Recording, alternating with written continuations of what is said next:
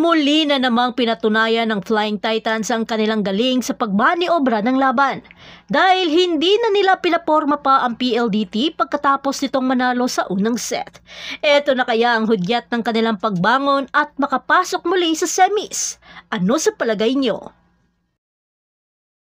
Ang high-speed hitters ng PLDT ay nagsimula ng malakas. Kinuha ang unang set sa pamamagitan ng isang mahusay na pagganap ni Savvy Davison.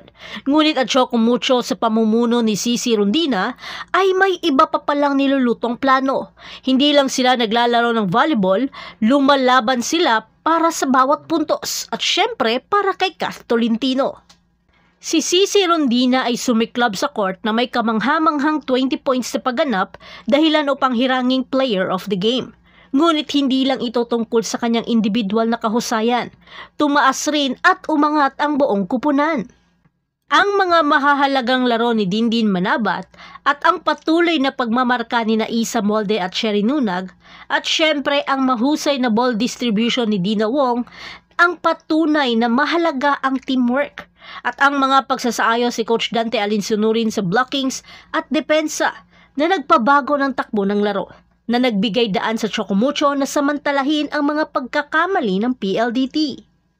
Matapos matalo sa unang set, nagpulong ang Chocomucho. Nag-focus muli at nagpasya na laruin ang kanilang sariling laro. Hindi nila hinayaan ang PLDT na diktahan ang bilis ng laro bago nila sinungkit ang momentum. Ang kanilang passing at depensa ang kanilang naging malaking sandata at lumamang hanggang sa sumunod na tatlong set. Dahil sa second set, dito na napagdesisyonan ni Coach Dante na ipasok si Dina Wong. At sa puntong ito, bahagya na rin nilang nababasa si Savvy Davison. Kaya di ito makapatay ng bola. At mas lalo namang uminit ang bakbakan nang muling inactivate ni Wong si Nunag. Bagamat mahigpit man ang depensa ng PLDT, pero tambak naman ito sa error, dahilan upang i-take advantage ito ng Flying Titans. Sa third set, karga pa ng Chocomucho ang momentum kaya wala pa ring tigil si Rondina sa pagbigay ng mabibigat na opensa.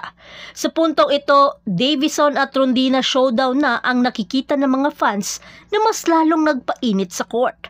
Pero natambakan na ang PLDT at hindi na ito nakabangon pang muli. Dahil na rin sa magandang depensang ipinapakita ng Flying Titans, bagay na nagpahirap sa high-speed hitters na ubabante. Pero sa fourth set, tila nagising na ang PLDT at pilit hinihigitan ang enerhiya ng Chocomucho. Makailang beses rin nagtabla ang score. Pero dahil sa maling pasa sa score na 18-17, dito na nagumpisang magpanik at nawala sa sistema ang PLDT.